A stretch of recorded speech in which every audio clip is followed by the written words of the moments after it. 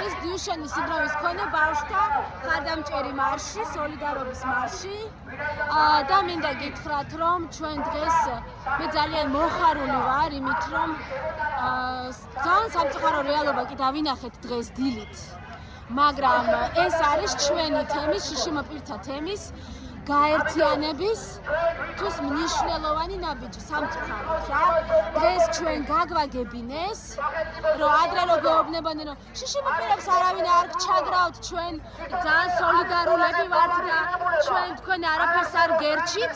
დღეს ძალიან კარგად გამოჩნდა, რომ უპრობლემოდ იდაყვით გამოგწევენ გვერდზე და ცხვირშიც მოგვარყავენ მუშტს, თუ ზედმეტად ვიღაცას გავეჭხირეთ ხელში.